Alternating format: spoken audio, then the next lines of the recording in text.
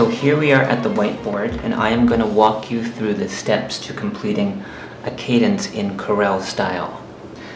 Now, we did an introductory video at the piano, but it really doesn't do the question justice. You really just have to see it done on the page in order to understand what's going on.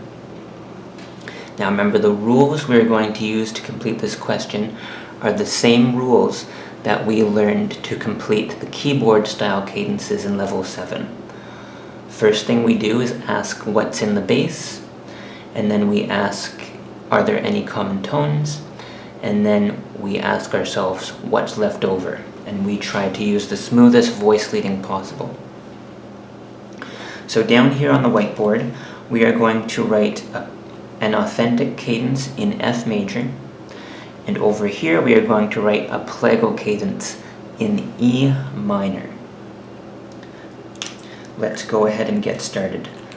Before we do anything, just for the sake of this video and for the sake of being easy, let's write out what the notes of these chords actually is.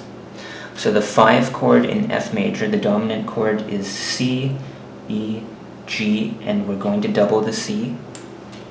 And the tonic triad is F, A, C, F. The 4 chord in E minor is A, C, E, and we double the root. And the 1 chord is, of course, E, G, B, E with a doubled root. So we'll start over here. First thing we ask ourselves is what is in the bass? When we're writing cadences, we will always be using root position triads. So what is in the bass of the 5 chord? The root. And what's in the bass of the tonic triad? The root as well. And we can go ahead and cross off the notes we've used already. Now I'm going to put the rest of these notes up here. Remember, we talked about the spacing rules over at the piano. The distance between the soprano and alto can be an octave or less. It cannot be greater. The distance between the tenor and the alto can be an octave or less, and for the bass and the tenor, it doesn't matter. That being said, it's always a good idea to try and put the larger intervals lower on the staff, in the lower voices. So the biggest interval I have here is C to C, that's an octave. So I'm going to go ahead and put a big interval down there. I guess it's not the biggest interval I have, but you get the point. I'm putting a big interval between the bass and the tenor. And see, the bass stem is pointing down, and the tenor stem is pointing up. This helps our eyes differentiate the voices. So that's 2 C's gone, and then I will put the 5th of the chord in the alto and the 3rd of the chord in the soprano. This happens to be my favorite voicing and my favorite way to start this exercise, if you're allowed to. Sometimes the book will give you 1 or 2 notes to start with to try and help you. In this case, we're just putting in all the notes ourselves. So I did not break any rules. The distance between the tenor and the alto is a 5th. That's good. And the distance between the alto and the soprano is a 6th. That's also good. Now the second step. We ask ourselves, are there any common tones between the 2 chords we are connecting? Let's look. C. C is a common tone, or it could be that C.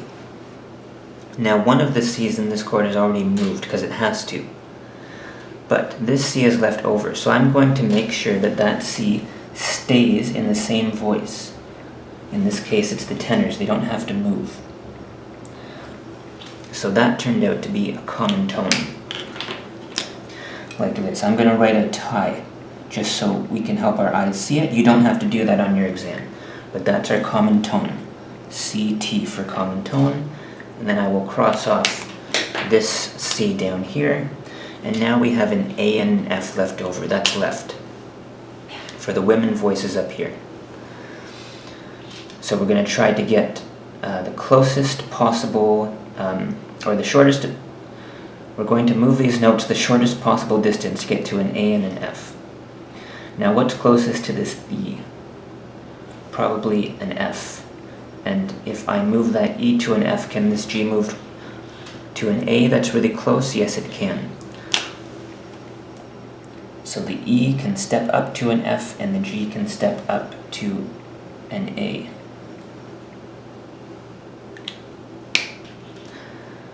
And there we go. There's an authentic cadence in F major in chorale style, and it follows all the same voice leading principles we learned about keyboard style cadences in level 7. In case you're wondering, this is very similar to what you're going to be doing in level 9 harmony. Now let's do a Plagal cadence. Typically, a Plagal cadence, the soprano note will be the tonic and it will be attached to a common tone. So I'm going to go ahead and do that. If you're asked to write a Plagal cadence, scale W1 is usually the common tone, and it's usually in the soprano like this. So now let's fill in the rest. First thing we ask ourselves is, what is in the bass? Here's the subdominant triad of E minor, so A is in the bass. And what's in the bass of the tonic triad? Of course, it's E. So I'll go ahead, now I can cross off 2 E's because they're taken care of, and I can cross off an E and an A here. So now what's left over? I have an A and a C that I have to fill out.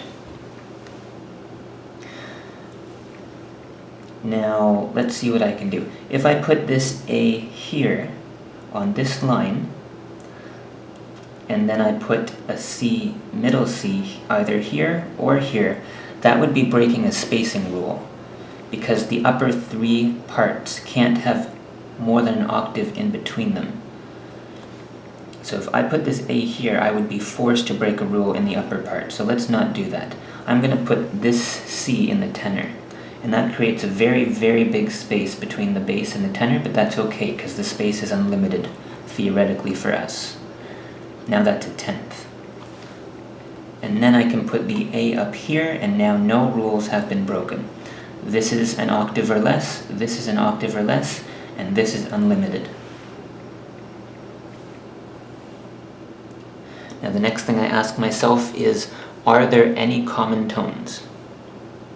Yes, it doesn't matter to us because we've already used it. When we write Plagal cadences, it kind of comes with a built-in common tone, so let's not worry about that. Now all we have to do is the third step, what is left over, and we have to move all the notes to their closest possible connection to the next chord. I can already see that this C is really close to a B, so that's good, and this A is really close to a G. Hooray for me. If the A steps down to G and the C steps down to B, now we have our complete tonic triad. We have followed all the voice leading rules, and the spacing is correct. We did not put more than an octave between the top, individually between the top 3 voices. So that's chorale style cadence, and it's the new Plagal cadence, which is 4-1. Okay? And a really good hint to spotting when a Plagal cadence occurs is to see that tonic common tone in the soprano. I said this at the end of the piano introductory video, but level 8 RCM exams can be a little bit strange sometimes. You do a lot of practice learning chorale style cadences, but they might not appear on your exam. You might just get a regular old-fashioned keyboard style cadence like the one you learned in level 7. So on your level 8 RCM exam, no one can be sure whether you're going to be asked to write a keyboard style cadence or a chorale style cadence. So the safe thing is to just practice both. And fortunately, on my website, you can go to the level 7 page and there's the keyboard cadences worksheet. You can use that to practice. or you can go to the level 8 RCM page and find the chorale style cadences and use that worksheet to practice. So go print off one of those two worksheets and get ready for your level 8 exam.